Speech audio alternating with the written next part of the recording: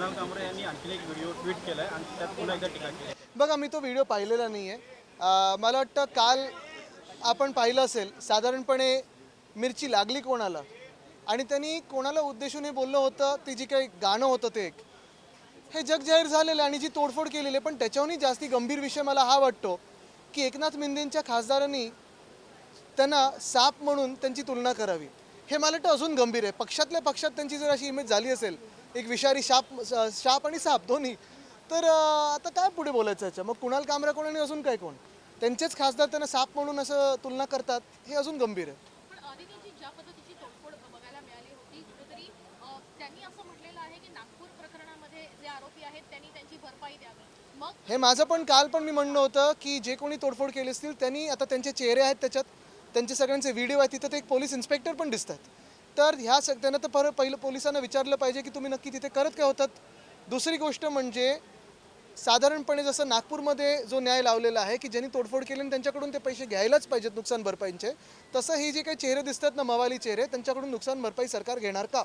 नाहीतर देशात असं पूर्ण हे निरोप जाणार आहे, मेसेज जाणार आहे की आजपासून किंवा कालपासून अशी तोडफोड करणं ह्या राज्यात योग्य आहे, असं मुख्यमंत्री महोदयांकडून मेसेज जाईल. कायदा सुव्यवस्था हातात घेण्याचा प्रयत्न सरकारी पक्षातून होत नाही. हातातून राहिलंच नाही ना, काय हातात घेणार.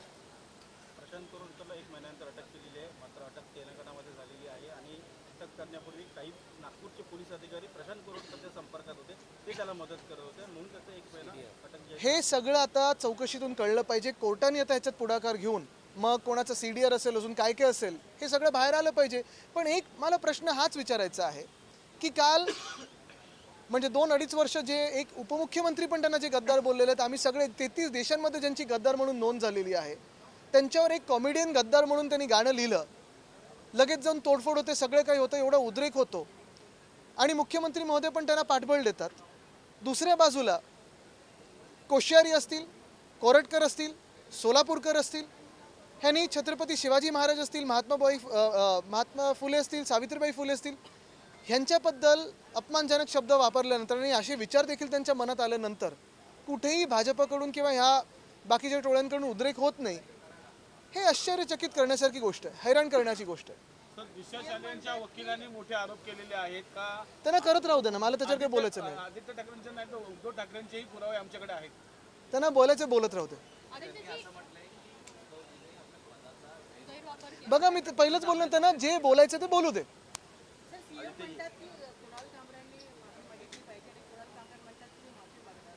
नाही, निश्चितपणे मी काल पण सांगितलं ना, जर गद्दार आणि चोर म्हणून एकनाथ शिंदे स्वतःला आयडेंटिफाय करत असतील आणि त्यांचे कार्यकर्ते पण त्यांना तसंच आयडेंटिफाय करत असतील, तर नक्की खूप अपमान झालाय, माफी मागितलीच पाहिजे.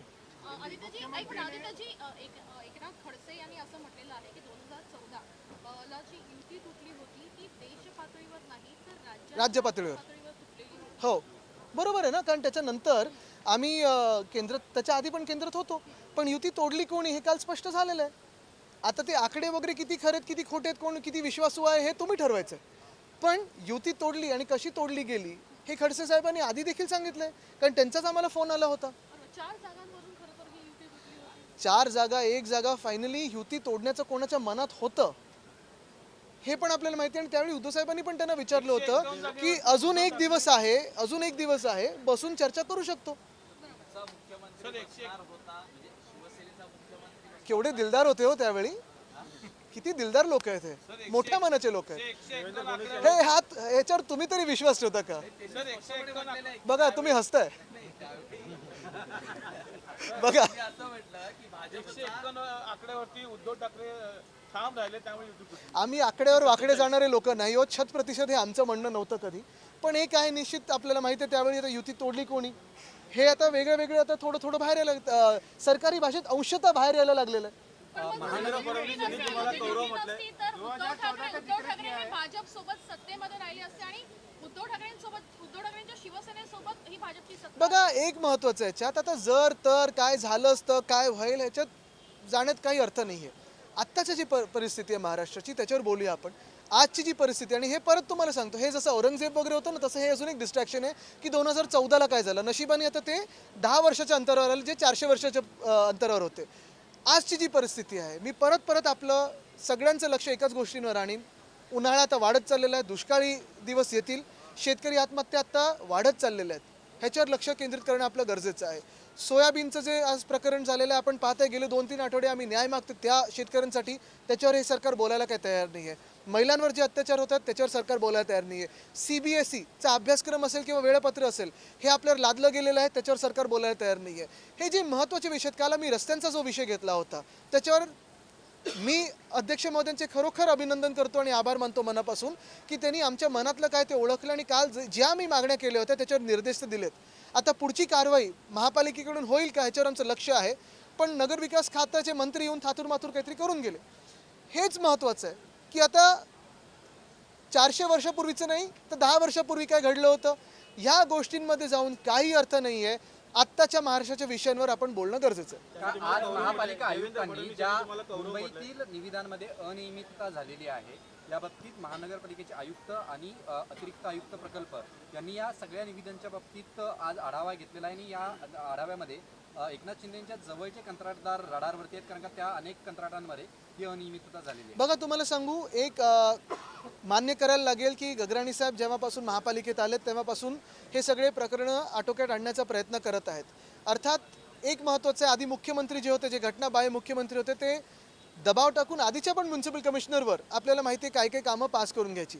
आत्ता 1.5 लाख ते 2 लाख कोटीची कमिटेड लायबिलिटी आहे जर रद्द काही केलं नसेल तर, नाहीतर 2.5 लाख कोटीची लायबिलिटी ही महापालिकेवर जेव्हा हे नवीन सरकार बसत होतं तेव्हाचं होतं.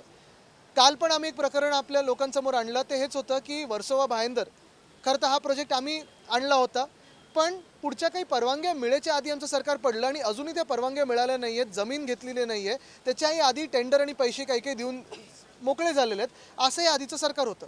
आता ह्याच सरकारमध्ये मुंबई महानगरपालिका जी BST संस्था चालवते, 32 ते 35 लाख लोक प्रत्येक दिवशी प्रवास करतात, अजून BSTला जनरल मॅनेजर नाही आहे.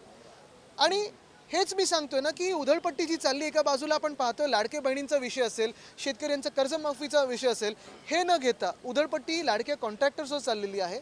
मी आभार मानीन जर म्युन्सिपल कमिशनरनी ही बैठक घेतली असेल तर, आणि खरोखर आकडे जे आहेत ते लोकांसमोर आले पाहिजे. आदित्य जे विद्यमान खासदारांच्या वेतनामध्ये 24% वाढ केलेली आहे, त्याचबरोबर जे निवृत्त आहे सदस्य त्यांच्या सुद्धा वेतनामध्ये 24% वाढी करण्यात आली आहे. कसं पाहता म्हणजे चांगलीच गोष्ट आहे, पण जे बेरोजगार युवा आहेत, जे तरुणी आहेत, त्यांना कधीतरी नोकरी आणि असे पगार मिळणं गरजेचं आहे. चांगला प्रश्न विचारला. आज आम्ही संविधानावर चर्चा करतोय. गंमत अशी आहे की जे संविधानाला तोडून मरोडून पळून गेले होते, संविधानाचा अपमान करून पळून गेले होते, ज्या लोकांना संविधान बदलायचं होतं, ज्या लोकांना संविधानाबद्दल राग आहे, महामानव डॉक्टर बाबासाहेब आंबेडकरांबद्दल राग आहे, अशी लोक संविधानावर भाषण करतात. एकच अपेक्षित आहे की ह्या संविधानाप्रमाणे, ह्या घटनेप्रमाणे विरोधी पक्ष नेतापद हे उद्या जाहीर झालं पाहिजे. इतिहासाबद्दल अनेकदा बोलणं केलं, पण आता राज्याची आर्थिक परिस्थिती योग्य नाहीये. 2100 रुपयांसंदर्भात अजून कसं वक्तव्य आलेलं नाहीये. कधीपर्यंत ही परिस्थिती सुधारू शकते, काही भविष्य? निवडणुका लागल्या सुधारेल.